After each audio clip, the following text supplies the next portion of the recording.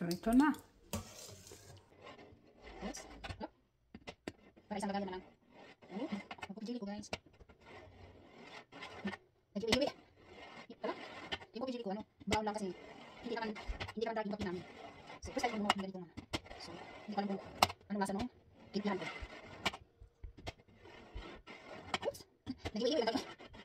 Nag-iwi-iwi. Nag-iwi-iwi. Nag-iwi-iwi. Magdagdag man. Wala? Nag-iwi. Isa nag-iwi. So, alright. Nag-iwi mo sa dito. Oh, yan na. Ito naman. Nag-iwi-iwi naman tao ni. Naman. Sana tao natin ko. Dito tayo isang plaso, guys. Kape nga. Kape nga naman. Kahit brown siya pero coffee na lang siya. Coffee na. Natin. Uy, hindi masyado naputulong sa dulo.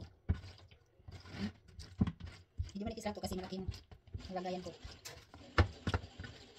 Sa big pan ko nilagay kasi mawafan. Yung malagayan ko doon, magugas pa ako ng marami kasi maliit na siya. So, ito na lang.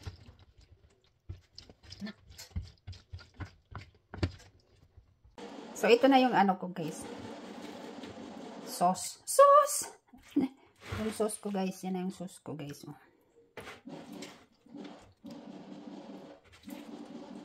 Oh. Hirap naman ilagay ito. Wait lang. Ito.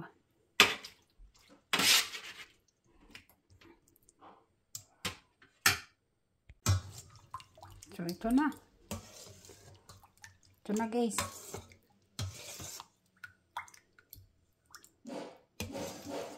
Malamig na to kasi nilagay ko naman, next ko na to siya, nilagay ko sa fridge kanina pa. Hindi ko alam kung anong result nito.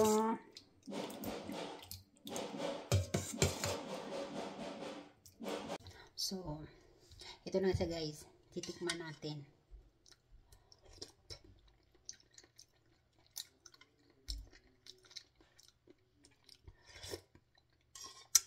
Masarap yung ano. Ito kasi, nilagyan ko din to ng kape. Pero, itong gulaman ko, medyo kulang siya ng kape. Hindi siya yung matapang. Kasi brown ano lang, dapat pala dinamihan ko pa siya. Pero, masarap yung sabaw. Yung sabaw, lasang kape. Kasi dinagayan ko din.